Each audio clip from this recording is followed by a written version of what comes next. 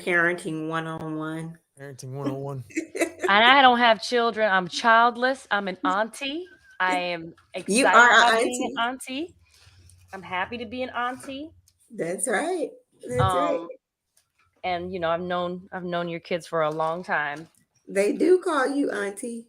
They Well, gotta they gotta meet you, Uncle Ryan.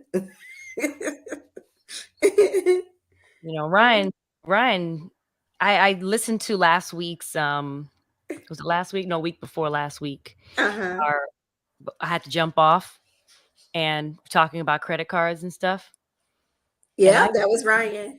I was just like, this is a good talk. Remember, I said that, Ryan. I was like, Syndee, this is the part she wants to be on because she don't you teach financial Yeah, I have a course on like financial financial literacy, but it talks more about like IRAs and like having a concept. savings account and kind of understanding what that is. Even if you put $25 a week in a bank account every You week, heard me say that. Yep. it will continue to, yeah. Oh, you said that? Yeah, Yeah, I exactly. did. So like kind of small stuff like that. This is why I was asking. I was like, does he even do that in that space? So Yes, we can I talk about can't that say both offline. of them. Yeah, I Oh, can't say great. both of them do that part.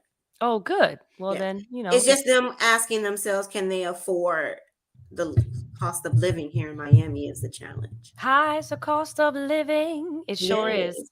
I Yeah, there's know. levels to financial literacy for sure. You're just from the basics to the Totally. bank accounts to like the investments, like the IRAs, like you say. I'm actually going to do a psychology and money workshop on campus, part 2. I already did part 1. Part 2, I'm going to talk a little bit about how compound interest works, but there's so much to cover. I just try to start Yeah, with the basics because so many people don't have the basics. true. Ryan, I'm And gonna just pop up on one of your classes. Watch, I'm gonna be a That's a student. workshop that's wide open. So yeah, come on For in. I mean, real? real talk, anybody can come in at any time. Just give me a heads up. is it virtual? Does it have a virtual Oh, capability? Can our Talk Miami fam check in or they have to pull up? no. I'm in person. I'm face to face. That virtual shit, I wore that out during the pandemic, man. I will Okay. not go back Tired. virtually unless I have to. I won't go back virtually. Or I mean, if I get a family and it's a little more convenient to do it virtually from the Mhm. house, there's a lot of flexibility there. For me right now, my prime, like I feed off of that in You person want to stuff. be So no, Right. busy. I don't have the online component. I mean, I have recordings, but I'm here. I'm with you all. So you want to talk about something? I'll talk to him. I'll talk to him here. Yeah, we're gonna pull up. Me and Shonda loud in the back. Y'all can come on in for sure. Pull up with your family, with your kids, everybody. It's happened Everybody. before. I've had people brought their mama in, people brought their husband in, people bring their brothers, sisters, best friends. It happens. Ryan, you know Yeah. my mom is your number one fan. You know she'll She's pull up. Hey, Mama TK's welcome anytime. Yeah. Welcome Welcome back, back. Syndee. Oh, thank you for having me back. It's good to And be there's back. my mother-in-law. My mother-in-law said, "Welcome back, Hi, Mother Syndee." Ferda. How you doing? And there's Ryan. Ryan and Katrina still there, Syndee, after all We this love time. you. What We up, love you Ryan? so Katrina? much. We love you so much. Yeah. Welcome back, everybody, to another episode of Talk Miami. I'm your host this week. It feels like March. It's March Madness. Like, yes, for NCAA and Yes, A10 University of championships, Miami. Go Canes. but your girl is going through the March Madness. What's going I, on, Sid? I wasn't there. I wasn't here last week because it was my birthday. But on top of my birthday, Butterfly Black had a show in New York, and we filmed for Good Day New York that day. So I'll talk a little bit more about what we did that week, what we had going on that week. It was crazy. Just Happy coming. birthday Yes! to you. Happy birthday. Wait, where's our little sign? We had a sign up I know, there. yeah, I got to get a better one than that. No, look, Yes, I'm thanks, Happy guys. birthday, keep Cindy. We got to talking. tell you in person. We told you last week here. But We did sing you happy birthday on the show last week. Oh, thank you. Thank you. We're down one man today. Usually it's me, but today we're Dr. Shonda Roberts. We are down Dr. Shonda Roberts. She said she might be a little late. She'll pull up when she pulls up. We'll find out. We'll find out. Let's kick into the show.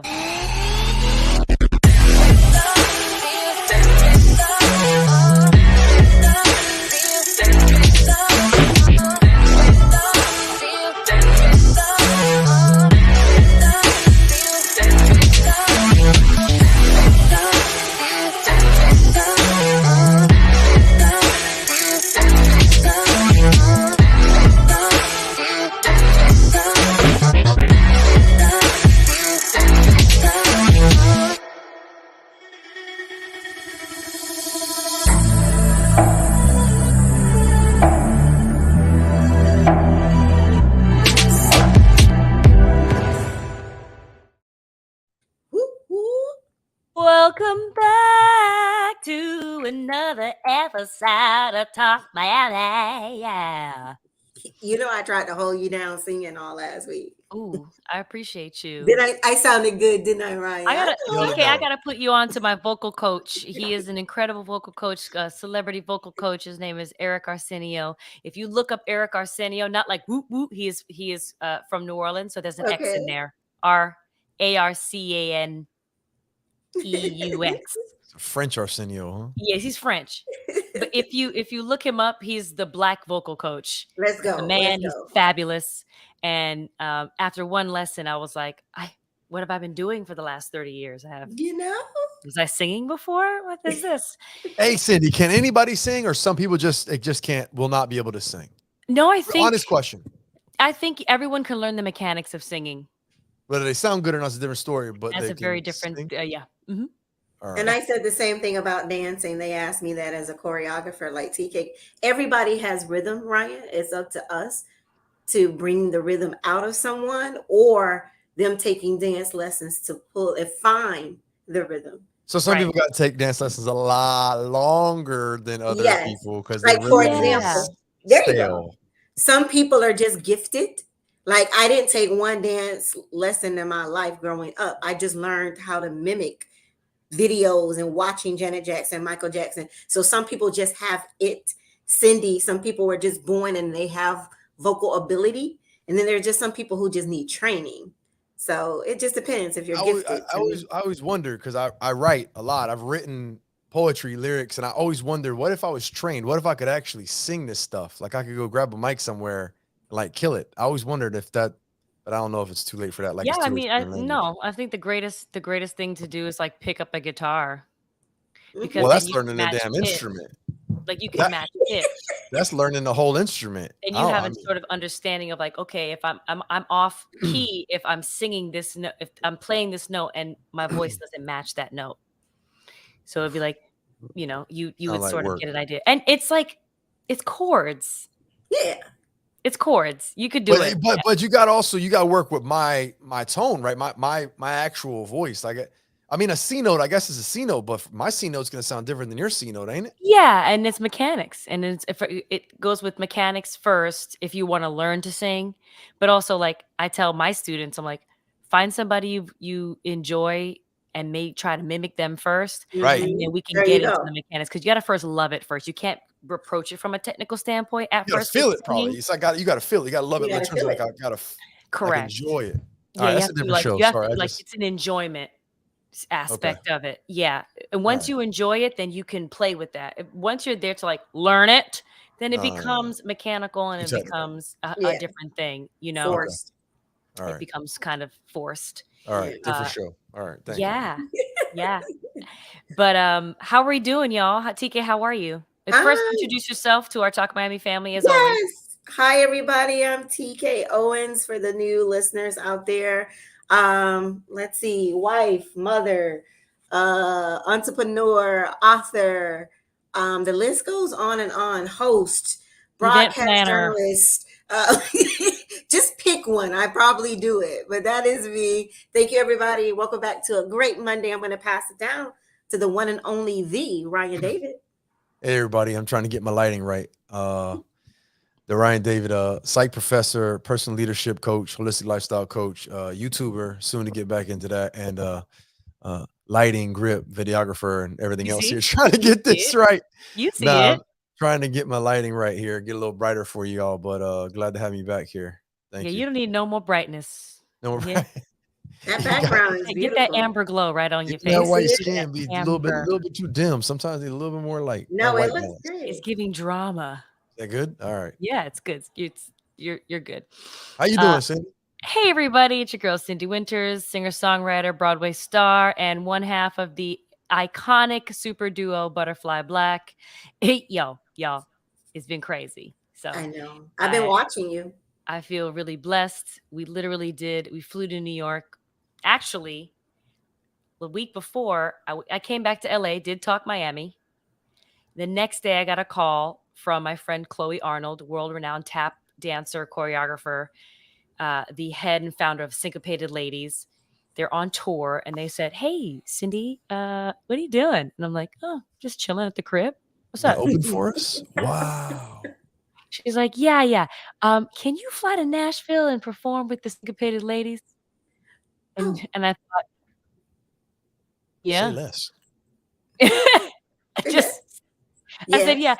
I'm in the place in the last couple of months, like the last 9 months or 10 months or so. Like, what if I just didn't say no?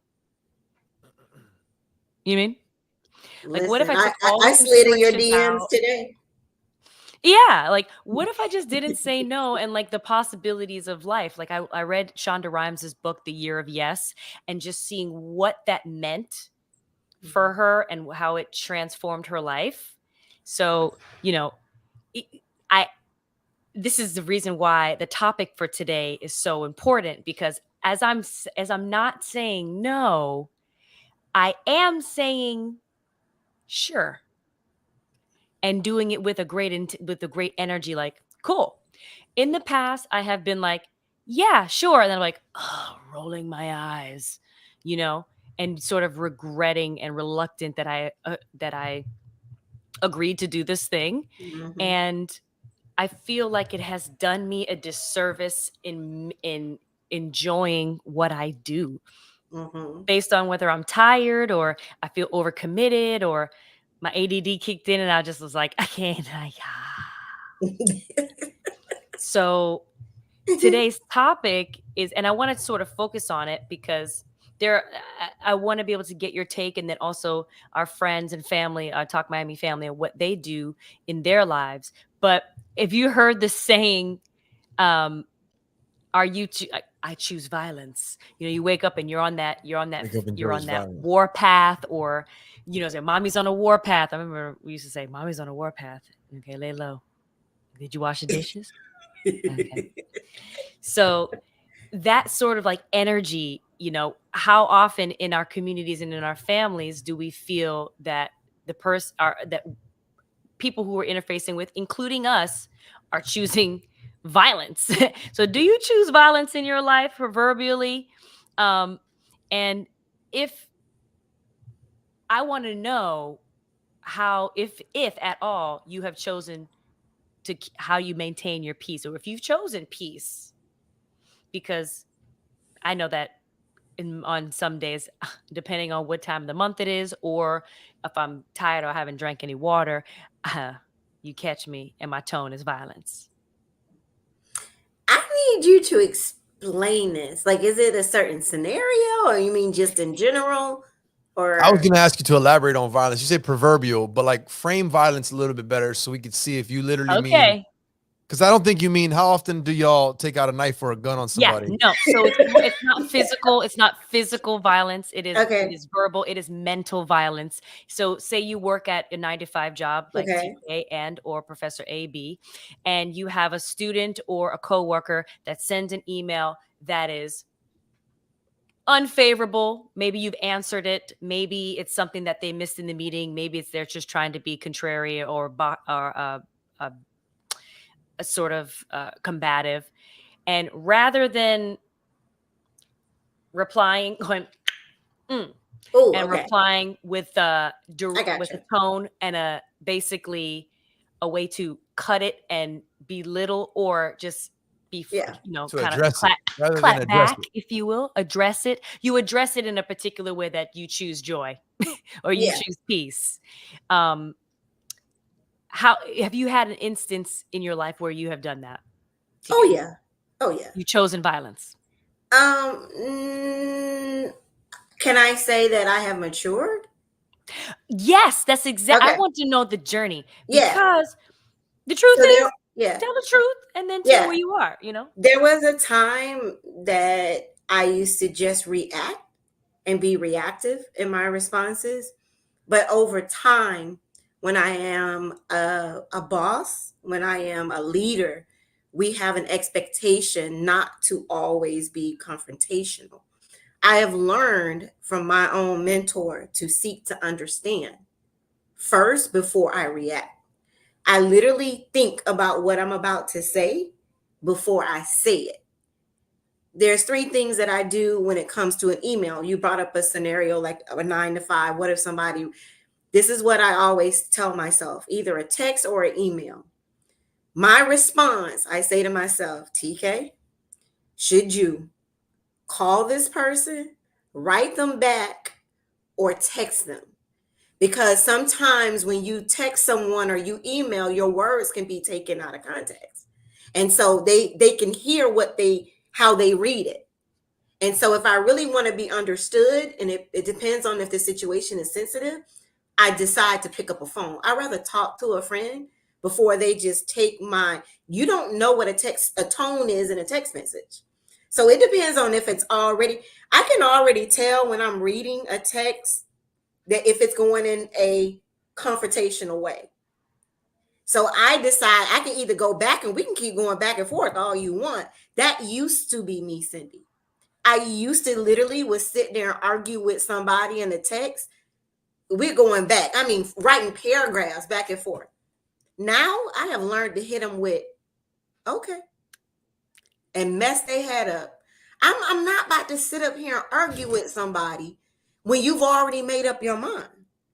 I even tell people no response is a response. I'll sit there and ignore you before I allow you to mess up my peace. I really have learned to be in control of what I receive. Sometimes if I see a nasty text message, I won't even read the rest of it. Because the moment that I take it into my head, it affects who I am. Oh, totally. So I completely have matured over time to learn how to, Syndee, protect my peace. So I hope I answered your question. Absolutely. Absolutely. Professor AB, you work with students, college students, adults, young adults. Yeah.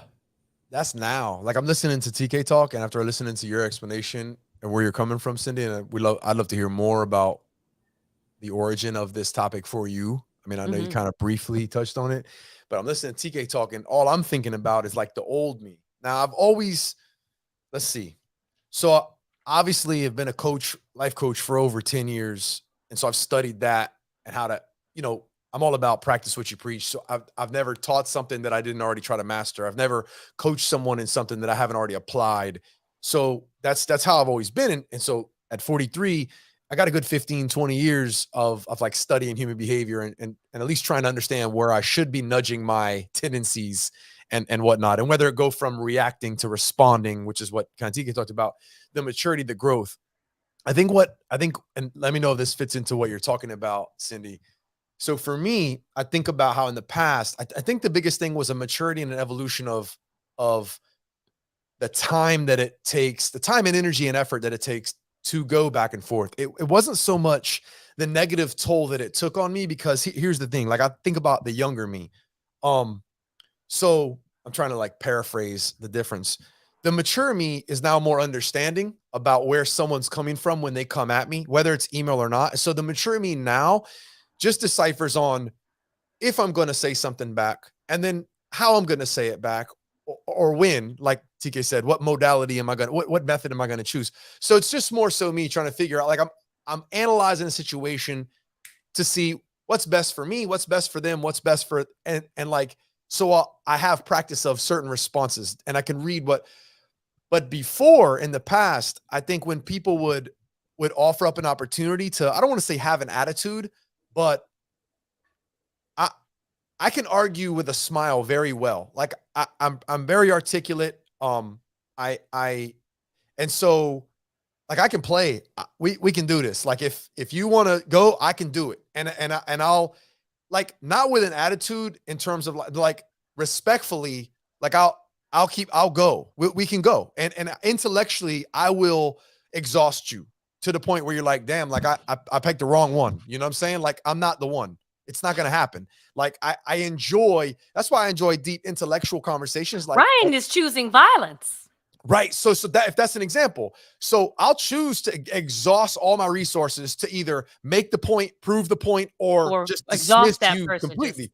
That's what I would have done in the past. But what I realized was, it wasn't that it was taking a negative emotional toll on me. It was just not worth it from the time standpoint. Who is this clown that I'm looking to kind of like serve up right now? Like, it's not worth it. Even if I can now, like I won't. That's the maturity part of it all. So it wasn't so much that I chose violence, because when I think violence, I think of how it can negatively affect not just obviously other people, but you obviously suffer from negative, that too. So like TK said, a number of reasons why you don't want to do that. But for me now, it's like, I'll pick and choose my battles. What I was gonna say was I like intellectual conversation because I like to go deep in thought with things, but that can also apply to an argument too, where you got to articulate your point in a very, very well so that, they don't have as easy of a rebuttal to dismiss yours. And so it's more thoughtful now, and it's more like intellectually playful and productive. Before it was just, yo, you want to battle? Like, let's go. So I think that would probably be the progression from when I used to choose violence in terms of like being argumentative,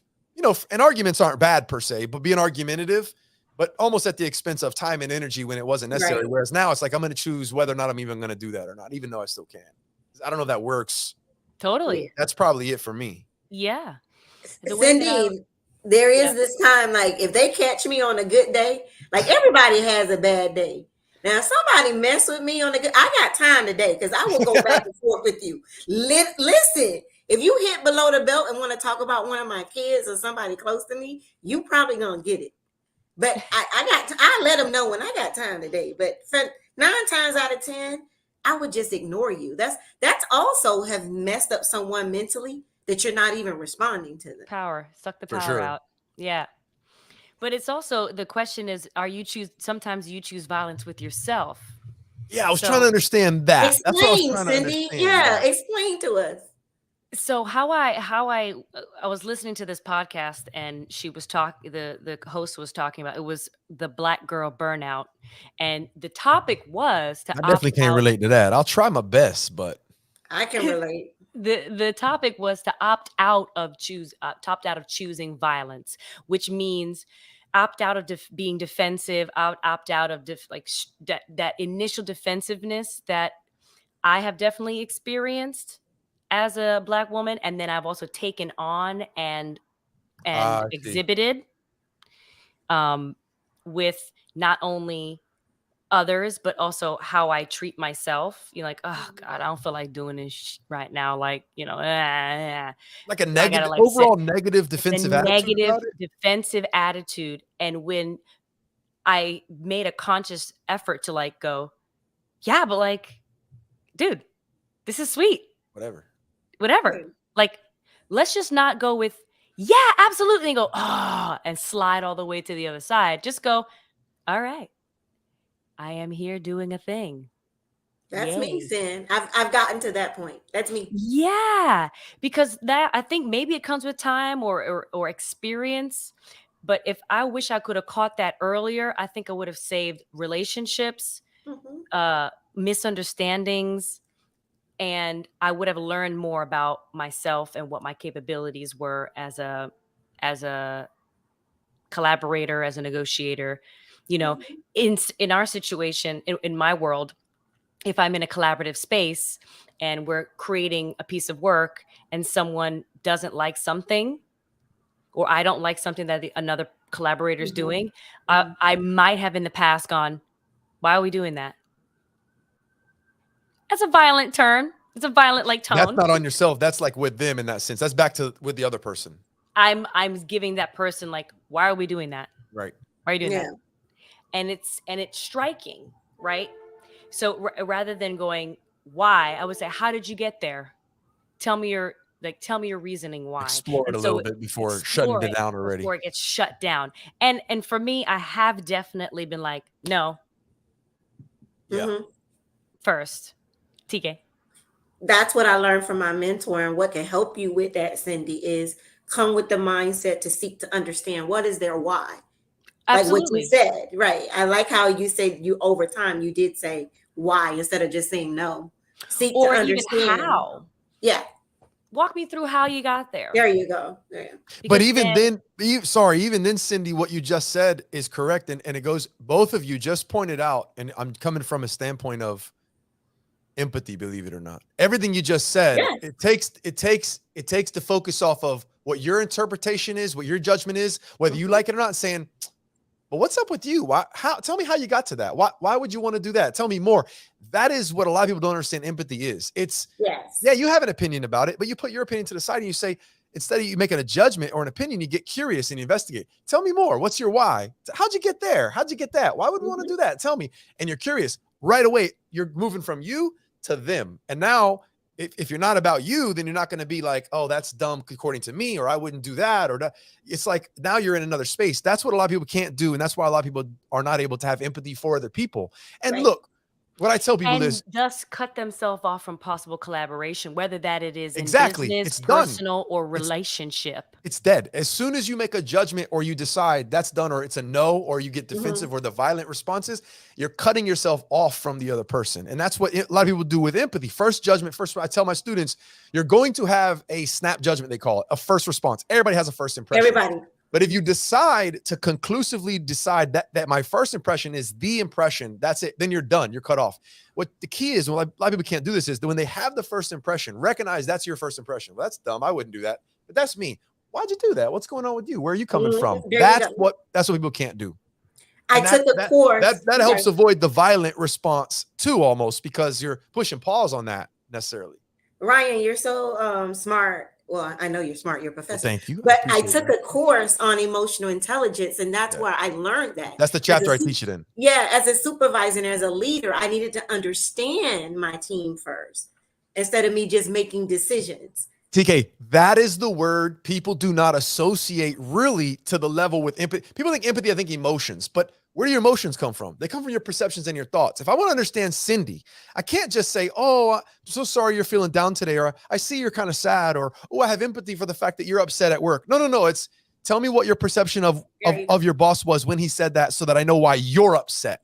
Let me understand you and you, or your shoes. Well, in my shoes, I'm having my view of the world with my beliefs. Everything's going on with me. You got to get in there to understand me. Because if you're people make the mistake of, I don't mean to hijack this topic, but this is what I just taught in chapter 9. People make the mistake of trying to understand somebody else's world by running it through their filter. It will never happen. Never. Ever. Absolutely. And through that, when you start running things through your filter, even your own experiences, even your own life experiences, what ends up happening and how does it benefit you? Does it benefit you? Does it free you, or does it keep you sort of bonded within the confines of continuing to operate this way? It definitely distances you from other people. It definitely cuts you off from them and their reality. Yes. Yeah. With what goes with what you said, Syndee, which is collaborations and stuff. They're not even possible because you're so caught in this disconnect. Yeah. There's also something that that was an epiphany for me earlier this week was, I was on a panel. I was a guest at this conference, and they were interviewing me, and they were talking about my accomplishments over the length of my career. And as I'm listening, I'm thinking, and I'm sitting kind of like, hey, how's it going? Let's go. Let's go. Corporate America. Love it. So as they're like talking about me, I'm thinking, wow, I was there for all of that. But some of the memories that I have are some of the negative memories. Like I might have did that, but like this happened. And I might have did that, but like, ooh, like I fell out with that person, and so I robbed myself of the joy of the experience of all these accolades or plaques or achievements because I could only attach a negative memory to that experience. And I feel like that is an example of violence against myself. Yeah. But I do not allow myself the bandwidth to say, yeah, that weird thing happened, but it was great. And how many of us do that? How many of us may not respect the whole thing and really only focus on the negative thing that happened? Ooh, I could teach a course on this. I'm not a professor, but Ryan, I just learned so much, and I share it with you guys. The book that changed my life, The Power of Positive Thinking. You have to train yourself not to even focus on the negative, Syndee, as hard as you may think it is. Totally. I still find, and some people don't even think I'm real, like I still find the good even in tragedy. That's the key though, TK. It's finding the good to focus on. The power of positive thinking is not focusing on the bad. It's instead of the focus on the bad, find the positive, because you have to substitute it. You have to substitute it. And Syndee, I was going to say, this sounds like a little bit of what you're talking about with that they might have been referring to on that podcast, it loosely sounds a little bit like negative self-talk. It sounds a little bit like the negative self-talk is what's driving the violence, whether it be towards someone else, your description of them, or what you're focusing on inwardly. It sounds like a little bit like deviates from. That's it. That's an act of violence. Negative self-talk. If that's what he's talking about, yeah. Negative like self-behavior. That's the act of choosing violence. That's sort of the slang term, right? Okay. And in our community, we do it. And I'm not even saying like the Black community. I'm thinking about hip hop culture. I'm talking about the culture and the culture of, you know, even American culture or the human race culture. There are pockets of populations of people who focus, and we're sort of trained like this through media to focus on the negative. And particularly when we watch shows like The Real Housewives or Basketball Wives, we are literally training women and men to behave negatively and choose violence from their spirit out of their mouths to another person. You're right. So right. It gets all of the attention on TV. Well, it's interesting because that's just what's chosen, right? Because it creates a negative charge. And if they can get a reaction out of somebody, then you've got you hooked. It's like a drug. Drama is definitely a drug in some way. And drama usually is predicated on negative emotion, not positive, because negative emotion have a stronger charge, like you were saying. Right. And so when we introduce a child to education in any way, you know, whether they're like learning how to potty train, or they're learning to read, or they're learning how to climb a tree or whatever, it seems as though they're being taught in the way of like, you know, I have been to an Easter egg race or Easter egg hunt in our neighboring community. And I have literally heard a baby from an adult say, "Damn, why you so stupid? Hell." I know you did not. And I'm thinking he's due. He's just trying to pick up an TK, learn behavior. Learn behavior. You know me, Ryan. And so how many of examples of that? I mean, I know I've had examples in my own life, and I have even done this. I've been guilty of doing this to another person for sure. And I'm just here to say, y'all, I'm sick of that. Yeah, there's another option. I'm sick of being this way. I'm sick of having to, I'm sick of to the point where it robs me of my joy. Yes.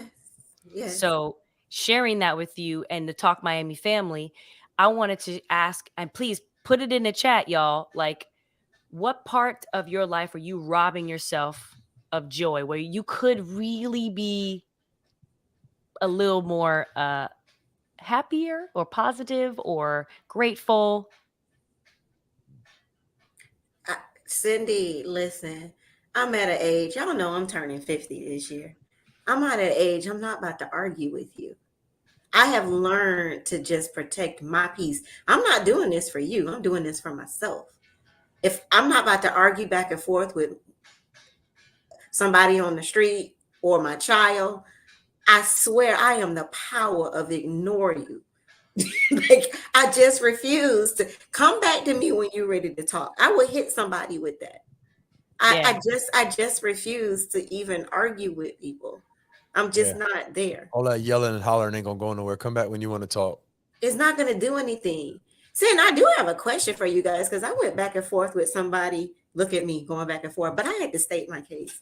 I went back and forth with somebody on Instagram. But if it's cordial going back and forth, there's no problem. You're trying to come to a resolution. You can go back and forth, but you can't exhaust yourself with someone else. And I knew when to hang up, because I hung up with like, you have your viewpoint, and so do I. Like, case closed. Like, after that, I'm not about to go back and forth with you. Right. But my question is, she tried to throw at me was, is there a difference? She said, TK, why do you feel like they are angry? What if she's passionate? Please tell me, y'all. I had to tell her there's a difference between being passionate and being angry. I get confused with people get confused with that with me all the time for years, my whole life. Right. Same. Yeah. So like, so in this whole argument, would you say you're like, I guess, arguing with someone, or you're passionate about something you believe in, or like, what is the difference between being passionate and angry? Let me say one thing, Syndee, and you can jump in. I'll say one thing, TK. One of the differences is whatever the person you talking to decides it to be, because if they are defensive, they're going to turn your passion into anger real quick as a way to shoot you down. That has happened to me a lot. People will kind of attempt to accuse me of being angry and it's a surprise to me that I'm coming across as angry, because I'm just passionate, intense, emotional, charged, invested, but anger's nowhere in sight, but yet you angry. And I'm like, I'm not angry at all. What do I got to do to convince you of that? Like, be quiet? Well, then that's not going to. It feels like to me that it's a range of a lack of a range of emotion or vocabulary or just for the other person. Yeah, or distinction of emotions, right? For the other person, for sure. For the other person. So they take it as anger because we are taught about violencia. Yeah, that's true. And when it's all they're familiar with, that's what they're going to label it. Yes. Yeah, good point. There you go. Good point, Syndee. Thank you. I should have brought you into my chat on Instagram. Thank you. They're like, I don't want to deal with Syndee because she gets extra, like she just gets so angry or like mad. I'm like, I'm not mad. I'm not even pissed. I'm just intense and I'm passionate and I am rooting for you. Right. Look at her now. Now she's text that guy and tell him no thank you. Exactly. With a smile. With a smile. I appreciate you. Have a great day. By this time tomorrow, we will not be speaking. No, but that's a real TK. That's a real important point, man. I mean, I'm glad you chose, or you found a way to put that out there and at least address and acknowledge that this confusion of someone who is passionate or intense about what they're saying, but it's not coming from a place of upset or emotional negative place. It's like, I can be really invested in something, really care about it, and be passionate and intense about trying to really state it or even converse about it.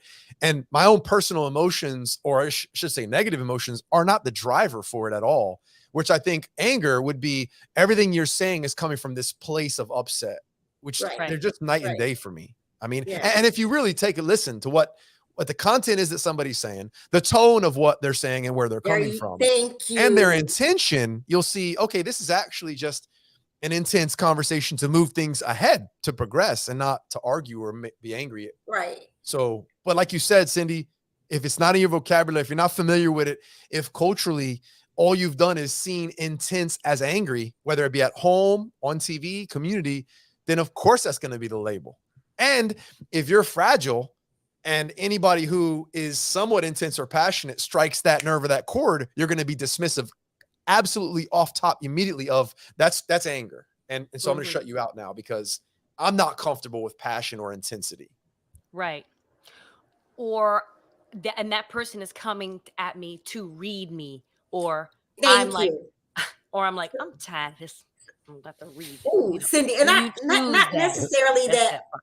It's not that I won, but I had to like state my case and they kind of like bow down, because I had to tell them what was the difference between passion and anger based on what she said. I said, the moment that she attacked her mother and called her mother a sorry MF, I said all bets were off at that moment. That is not passion. That's a good sign. That's anger. Good sign. Right. So when I had to take out some of those words and explain to them, and I said what she can work on if it is passionate.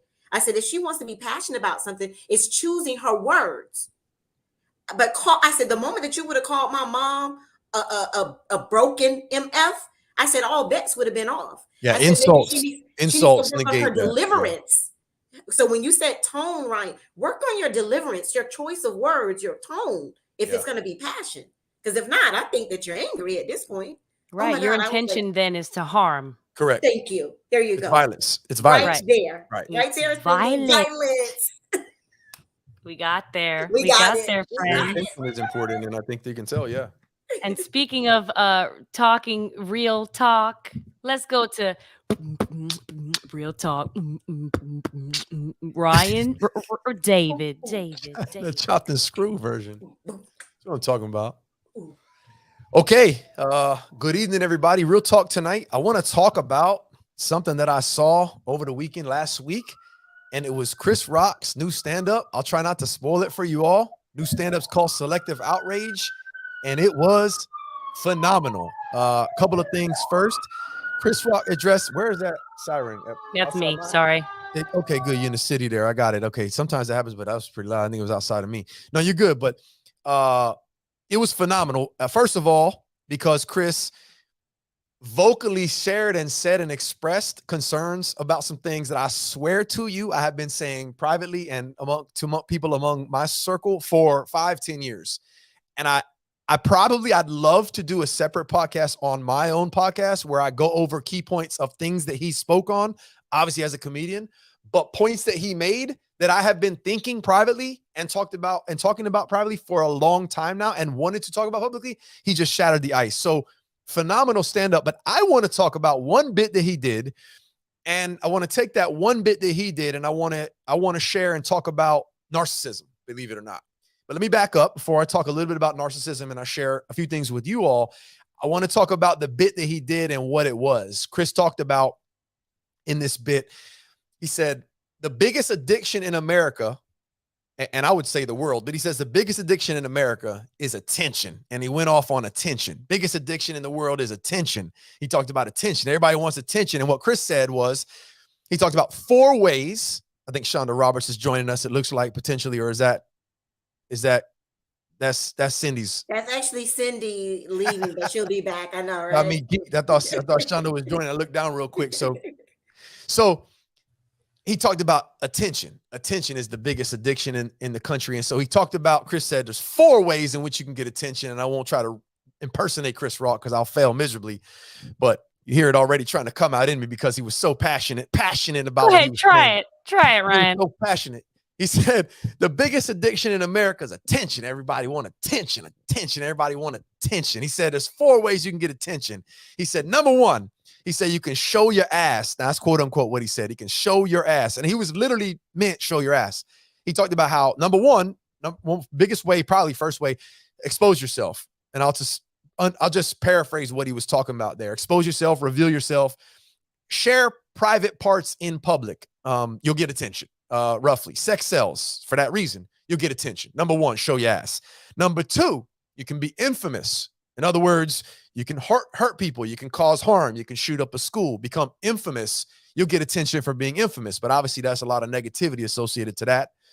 Number 3, he said you can be excellent, or I would say be outstanding. He talked about Serena Williams being excellent. You get a lot of attention. He said, but that takes a lot of work, hard work. You got to train. You got to get up. You got to go to the gym. You got to get your craft. And Syndee, you're working on being excellent and you're working on being outstanding at what you do. And you know how much work goes into that, but you can be excellent.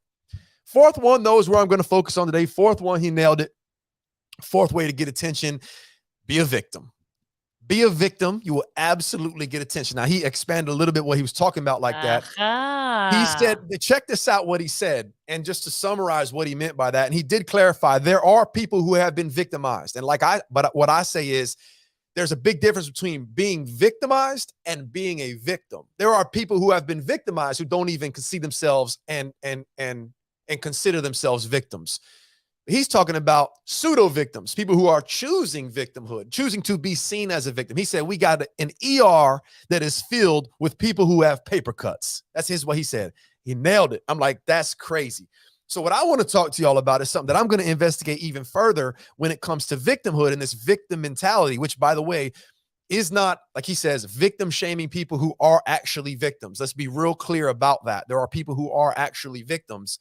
But there's also this movement, and social media might be facilitating this a little bit.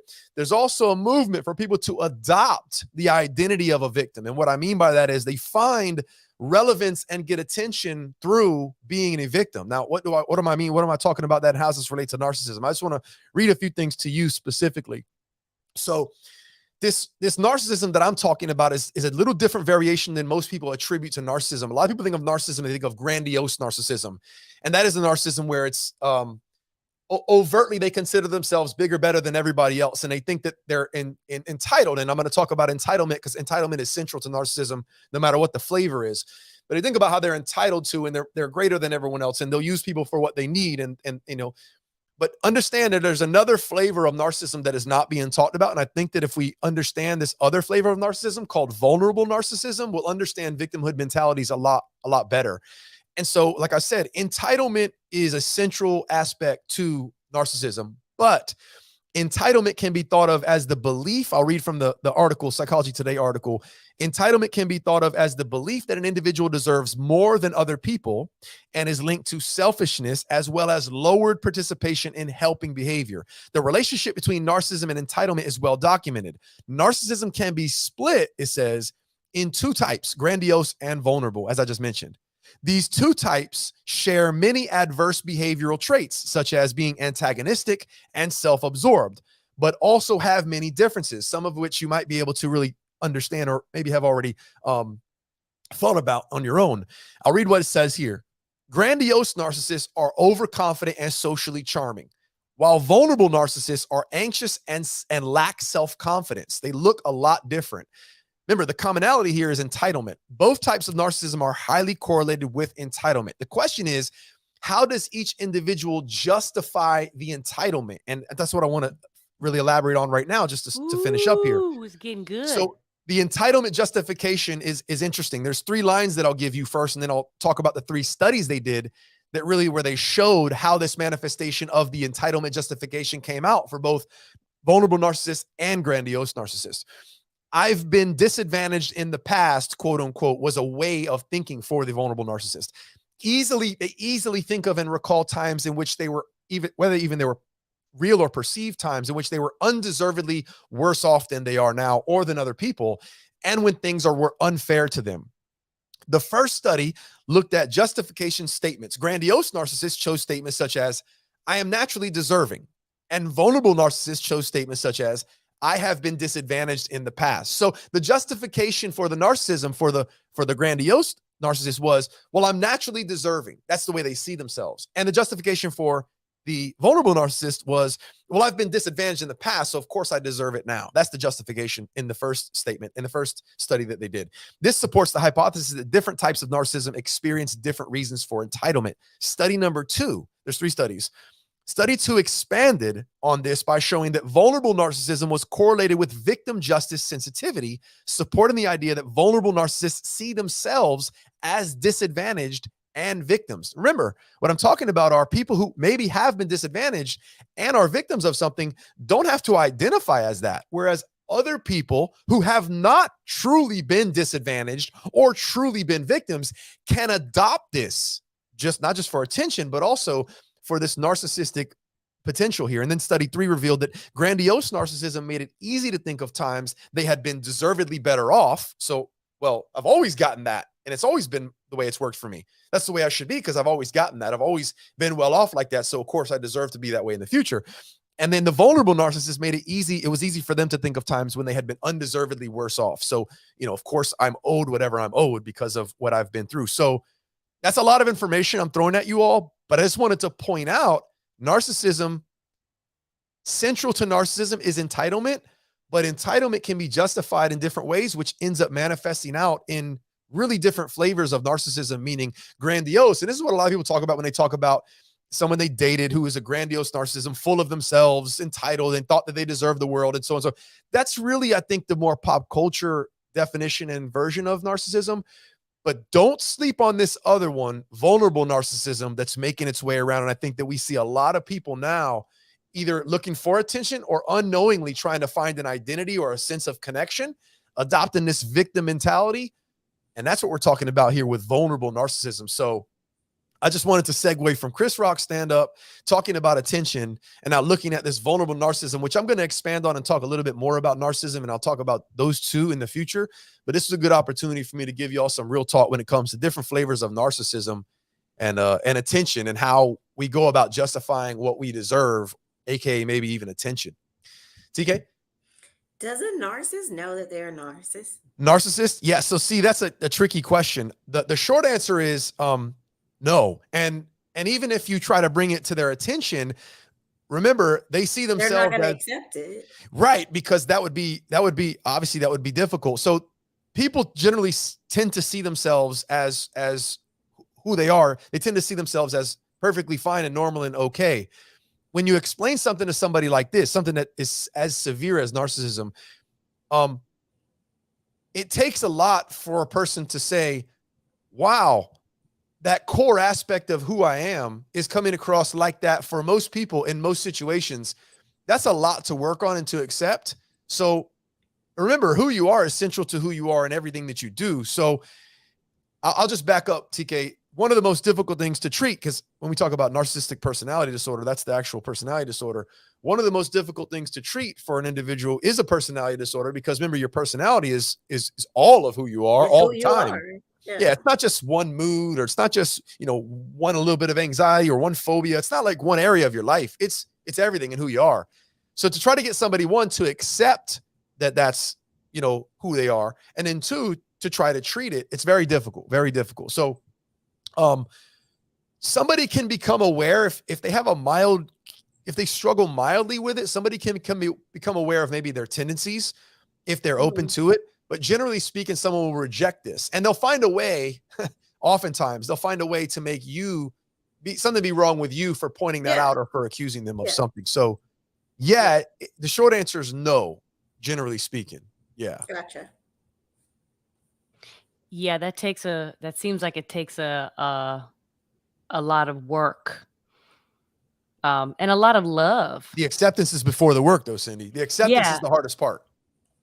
And I think what they're I at a mean, what I point. mean is, the second part is more my emphasis. My emphasis is like, it will take a lot of love from those around that person.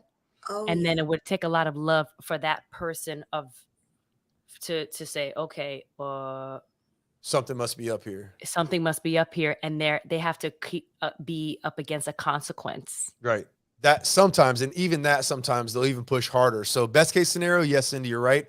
But generally speaking, it's so core to who they are and central to their identity. Oh yeah. There's oftentimes no way they're going to come to terms and accept that this is something wrong. They see the behaviors they're talking about, but there's nothing wrong with those things. So I've definitely dated one of those vulnerable narcissists. Oh, vulnerable. No. Yeah. And did you just accept him for who, or you was like, I'm out? I mean, I got out. Yeah. I got out because I saw that he was leading with pain. Oh, wow. Yeah. He was leading with, my ex was this and this and this. And then, this is why I don't get the type of relationships that I get, because people overlook me. Or then he would do this thing where he was a hero in certain instances where he had no business being a hero. And I would be like, why would you go into the line of fire where this could directly damage me, get me out of harm's way, and let's get out of here and let that kind of play itself out, because there are other people, there are authority figures in this area, handle that. Why do you feel you have to be a hero?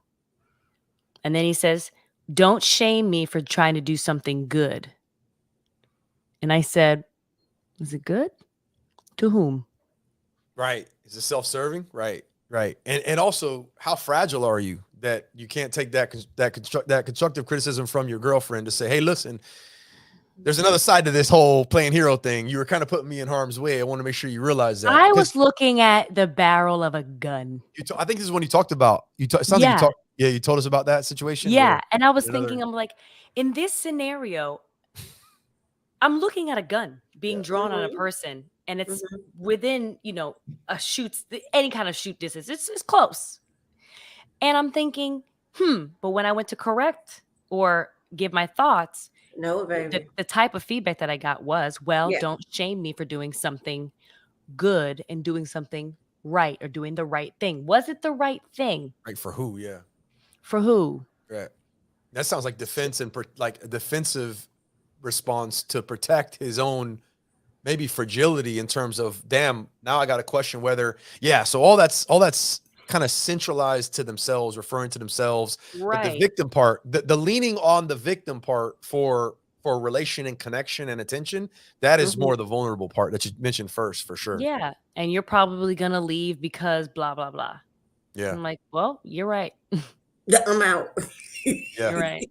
Yeah, that's it. Sorry, start the car. I gotta catch the subway. So that's real talk for this evening. Ryan David, real talk with Ryan David. Was she on ones and twos? She was on the ones and twos. You beat me to it. Come on, exactly. let me tell you, I'll be practicing, y'all. I'll be practicing.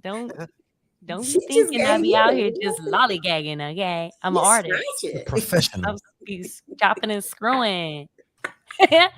All right, we're gonna move right ahead to TK's motivational moments. I look forward to this every Monday night. Whoop, whoop, whoop, TK's whoop. motivational moments. Sit back, relax, and enjoy these words with TK Owens. Early love hour. The commercial. Cindy's back. You can tell when Cindy's back. She does the jingles and all. Let me tell you. Ah, Happy Monday. Listen, did March like just flew by us? I swear, Mhm. like guys, this Saturday will be wow. April 1st. April Fool's Day. Get it? But anyways, I had to end things back. This month was huge for women movement, feminists, everything because it was Women's History Month. Let's celebrate that in the entire month of March. Can we get a round of I'm applause? trying. I'm looking for it. We got it. Here we Listen. are. We're a little clap it up a little bit, and we'll just hit it with the round of applause.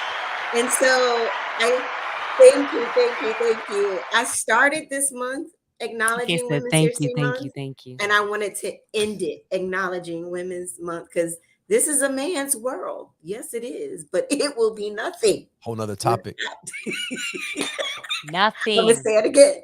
I'm gonna say it again. It would be nothing. That's Nothing. facts. That's facts. You guys can't even come into this world without us. That's Okay. facts. The portal Nobody's is all in here. So with that, it was just this one Superpower. quote. When I wrote my book, I was so proud of myself because one, I shared with you guys that I'm not even an author, but two, I had a story to tell, hopefully to empower others. Because so many people like, with TK, how did you do this and how did you do that? I can't tell you what's right for you. I can only tell you what worked for me. And so I put those 7 steps to help people achieve their goals that I actually live by day in day, daily routines. And so when I remember when I wrote my book and I had my first book signing, I chose this quote because it's so true to who I am. It's not even just us. For all women, I want you to know that if you believe anything, you can actually do it. Okay. If you can see it, and I know it sounds just like a song, but if you can see it, you can believe it, like you can do it. She believed she could, so she did. I never ever thought that I couldn't write the book. It was just a matter of when I was going to do it. I am a doer, not a sayer, not a talker, even though I do love to talk and I get paid for that part. But you better believe I'm going to back up everything that I say. So even this, my vision board behind me, it actually says how to write a book, become an author. And I was able to accomplish that. I have been able to accomplish every single thing that is on my vision board because it's there for a constant reminder for me, not the things that I want to do, it's the things that I need to do. Nothing ever is going to happen until you take action. A dream is just a dream until you actually wake up. Because you can sit there and you can dream all you want to, but what steps are you taking to make it happen? I never dreamed about success. I worked for it. Oh, thank you, Syndee. Let me let you show it. Show Sin. Read it, Sin. What does it I say? never dreamed about success. I worked for it. Look at this. We didn't even know that we both were going to choose That's that. It's meant to amazing. be. It's meant to be. And it's so true. And even behind me, it says, always remember to fall asleep with the dream and wake up with the purpose. Come on. I am not just a dreamer. I'm not just someone that talks about what I'm going to do.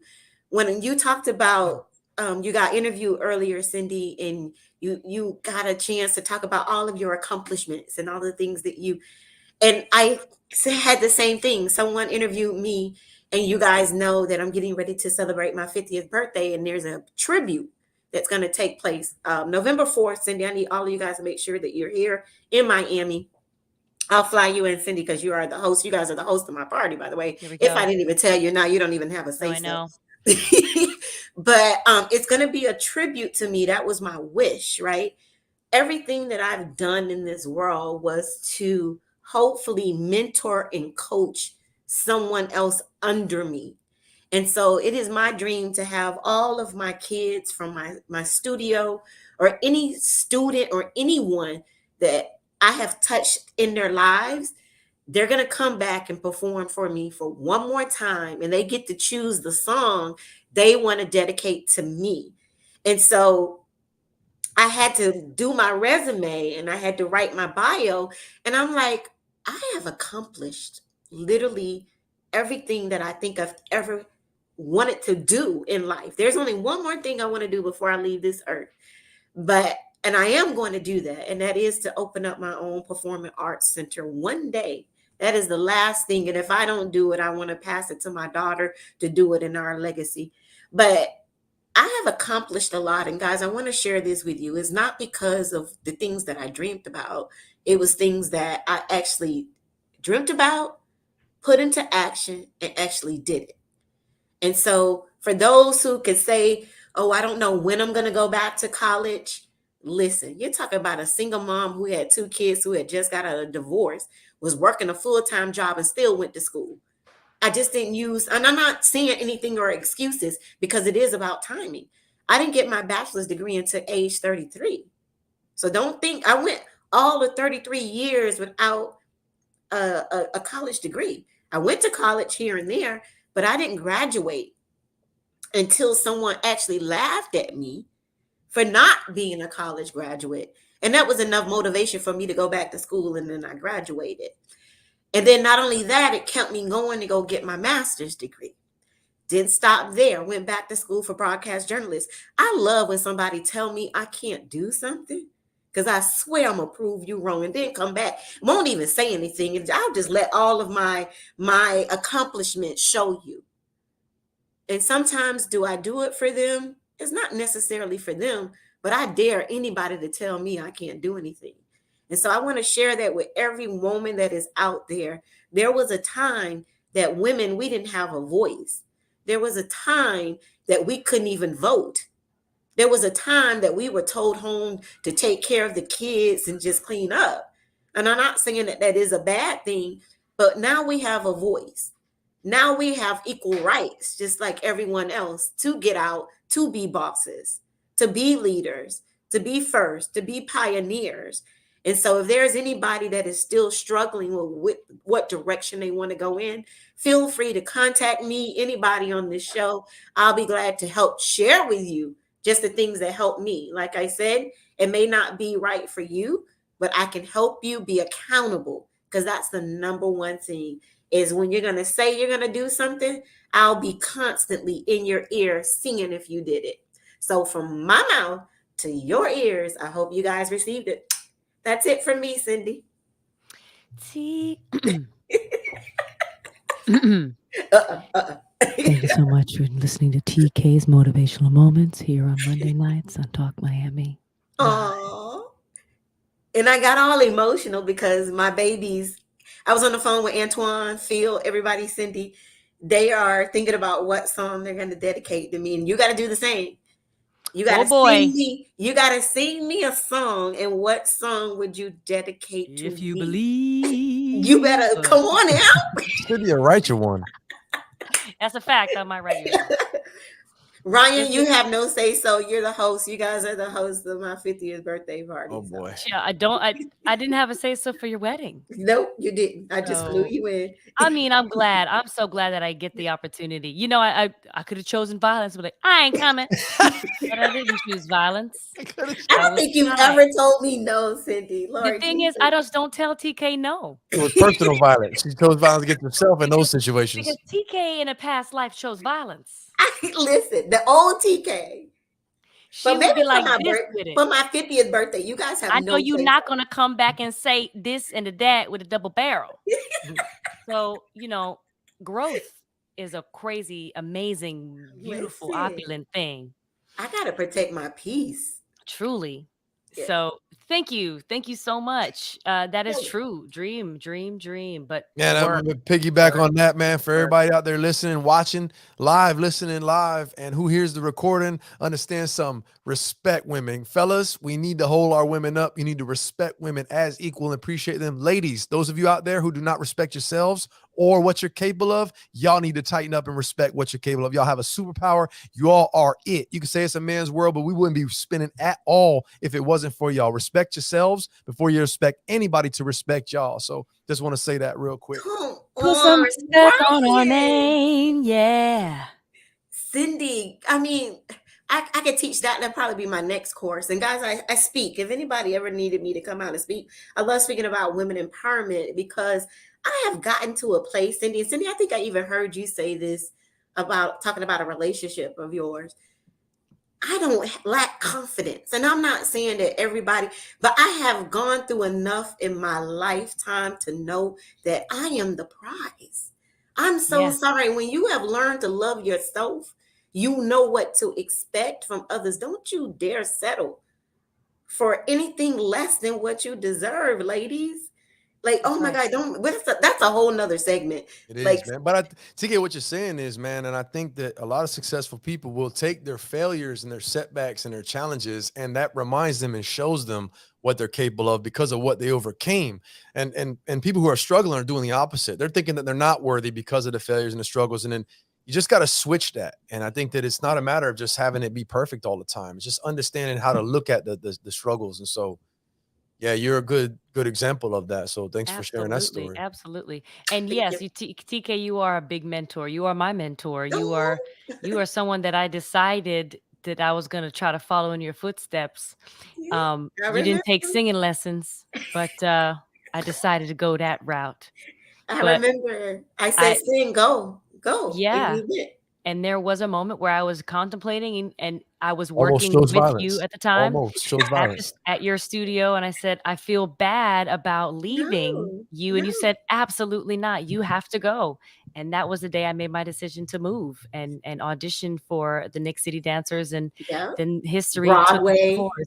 Yeah, then my life completely changed because of that reason. TK has opened her doors and opened her wallet and opened her Yeah, house yeah.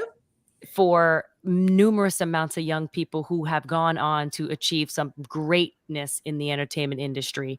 So, And they're coming home to perform for and they're coming me. to honor you, and this is a very big event, and this would be another big event because of you, TK. Yeah. Butterfly Black, 18 years later, made their debut on Good Day New York because I lived Hey, my life and I lived my dream from New York, and I promised yo. and I have a little clip. I wanted to get to this clip of our performance. Here it is. Check it out. TV debut, Butterfly Black on Good Day New York. 'Cause I've been standing alone, handling my own. I go to therapy. I believe I'm whole. I practice out loud, not looking for anyone to fill me up. Then here you come, you let me be. You add to me. I go to therapy. You love me like a queen. With you, I'm free, creating legacy. I see you, you see me. We'll stay together, baby. Oh, I spend my lifetime getting ready for you, baby, baby. See these feelings I get, I only get them with you, with you. I spend my lifetime getting ready for you, baby, baby. See these feelings I get, I only get them with you, with you. Fox 5, look alive, crushing it. Okay.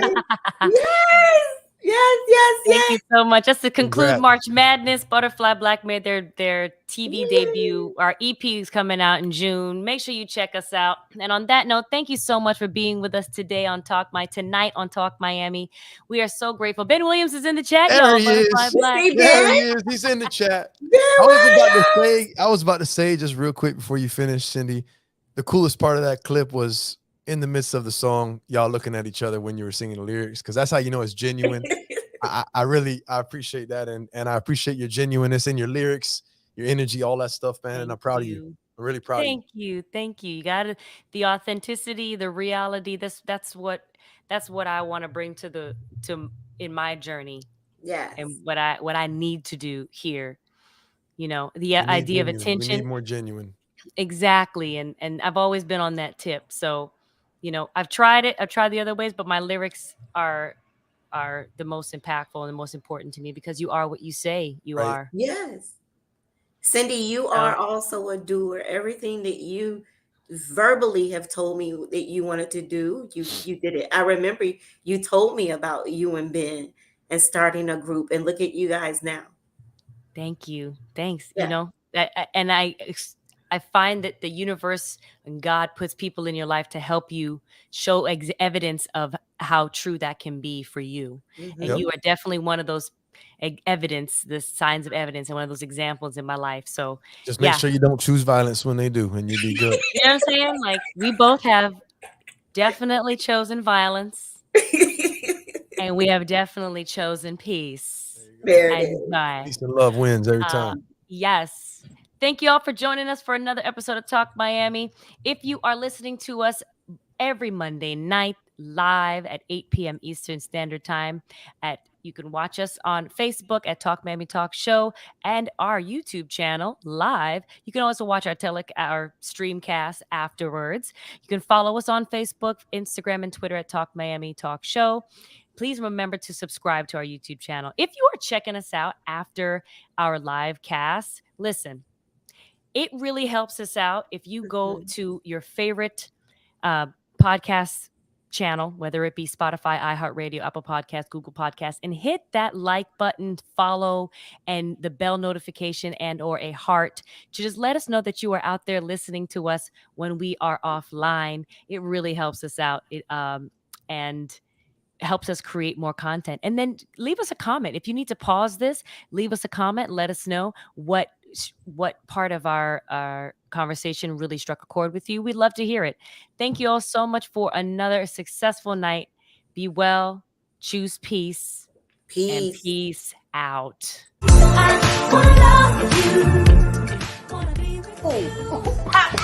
All right, ladies.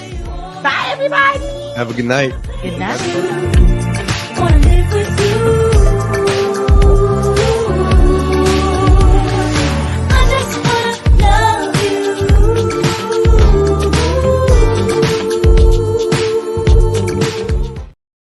Oh, right. Queen Shonda, I want to see you at that castle next week now, Queen Shonda. I don't know where you're at right now. We're looking for you. See, you started this, We right? miss you, Shonda. Come back. I have so many words of defense of Shonda, you guys. Here we go. Oh boy.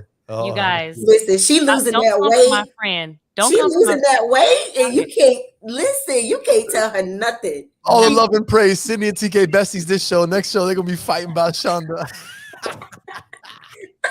We miss you, Shonda. Violence. Love you. Bye. Choose peace.